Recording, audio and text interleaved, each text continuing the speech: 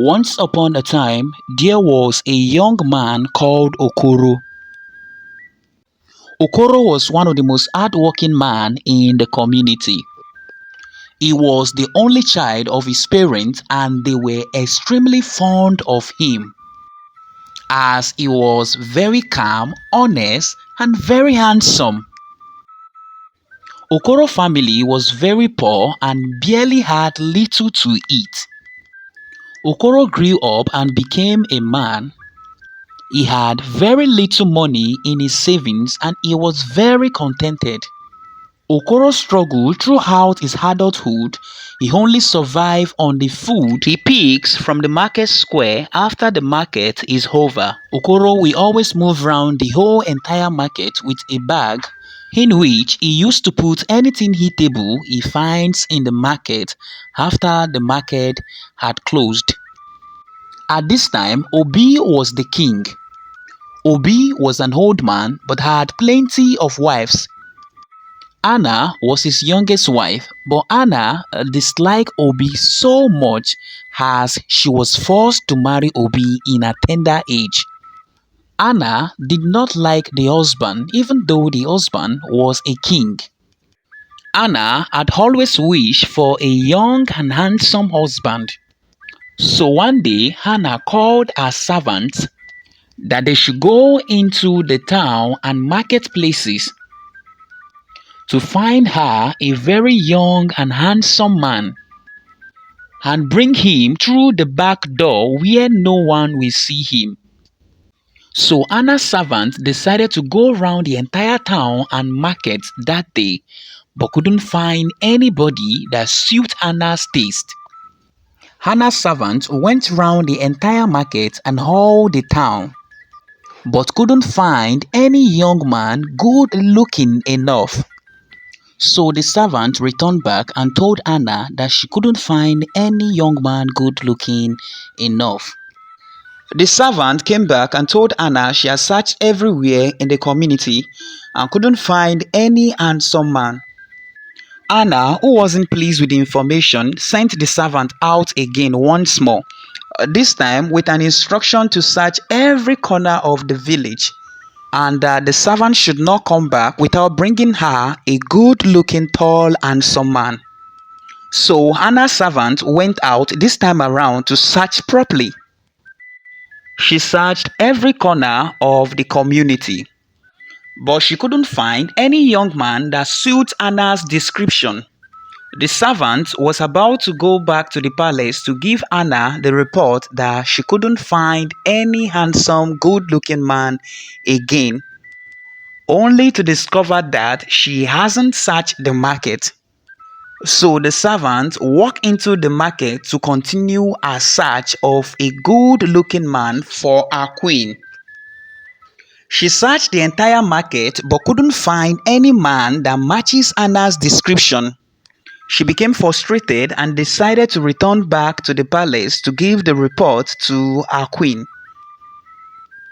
While the servant was leaving the market, she saw a tall, good-looking man picking remains of corn and other things from the ground. The servant was immediately struck to his fine appearance and strength, and she saw that he was just a man to make a proper lover for her mistress.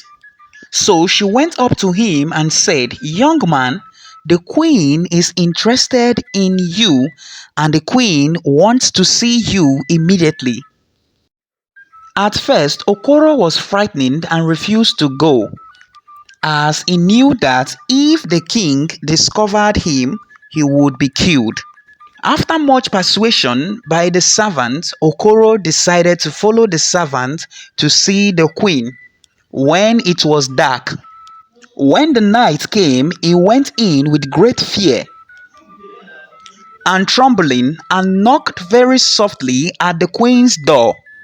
The door was opened at once by the queen herself, who was dressed in all her best clothes and had many necklaces, beads, and anklets on.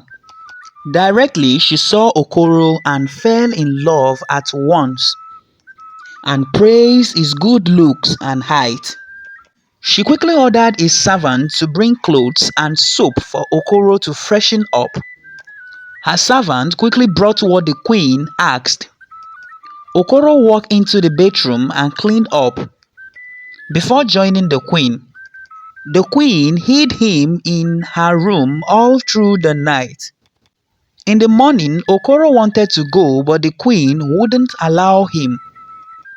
The queen begged Okoro to stay for extra 2 weeks. Okoro was scared, but the queen persuaded Okoro to stay that nothing will happen to him. The queen hid him in the house and secretly conveyed food and clothes to him. After 2 weeks, Okoro decided to go and see his mother. The queen, who was already in love with Okoro, stopped Okoro from going once more. This time around, she was asking for extra 3 days. Okoro, who was so frightened and scared for his life, pleaded with the queen to allow him to go, but the queen wouldn't allow Okoro to go. The queen persuaded Okoro to spend extra 2 days. Okoro had no choice and decided to spend extra 2 days with the queen. When the time came for Okoro to depart, the queen arranged pepper, yam, salt and tobacco with clothes for Okoro to take to his mom. The queen also ordered 50 guards to follow Okoro and present the items to Okoro's mom. Okoro's mom received the present and she was so pleased she embraced her son and noticed with pleasure that he was doing well and was dressed in a much finer clothes than usual. But when she heard that he has attracted the queen's attention, she was frightened and feared for what will happen to her son, as she knew the penalty imposed on anyone who is attracting the attention of the king's wife. Okoro's mother warned Okoro, but Okoro wouldn't listen as he was in love with the queen. Okoro stayed for a month in his mother's house and worked on the farm. But the queen was already missing her lover Okoro and was already tired of waiting. So she sent for him to come at once. Okoro waited when it was dark before going to see the queen using the back door. The queen saw Okoro and was so delighted to see him. Some of the king's servants who took items to Okoro's mother were caught and were interrogated. The king asked them where did they take such huge items to, and they all confessed by saying to Okoro's mom. So the king ordered his guard to keep a close watch on the queen. While all this was happening, Okoro was still in the queen's room, hiding, and will only come out in the night to have fun with the king's wife. It was late in the night. One of the king's guard heard some strange noises coming out of the queen's room. He quickly reported the situation to the king. The king followed him to the door and ordered his men to break the door. With great surprise to the king, Okoro was caught on the queen's bed. Okoro was then made a prisoner. The king sent out word to all his chiefs to come down to the palace to witness Okoro's trial. After the trial, Okoro was found guilty. The king quickly ordered his men to take him to the forest and deal with him. They took Okoro to the forest and tied him up on the tree and was abandoned there to die of starvation. The queen heard the fate of her lover. She was very sad and cried for days without eating anything. This made the king very angry and told the guard to go and throw her in the forest as well, along with her servants. The guards quickly grabbed the queen along with her servants and tied them on the tree in the evil forest as well. The queen, on sighting Okoro, who was tied up to the tree, was in great pain and was already dying.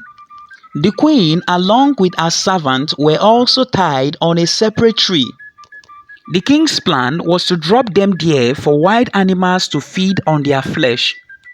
Okoro, who had already spent 14 days before the queen was brought, was tied on a tree facing the queen. The queen, who kept on motivating Okoro not to give up, as God and nature will help them. So many wild animals came while they were tied on the tree, but they were never hurt. After 1 month, the king sent his guard to the forest to fetch their body for burial. The guard, on getting to the forest, discovered that Okoro and the queen were still alive. The guard, out of surprise, ran back to the king to report the incident. The king, on hearing this, was so shocked and decided to follow the guard to the evil forest to see them. The king got there and saw that their flesh was still looking so smooth. The king was so surprised as no one ever survived the evil forest for 3 days.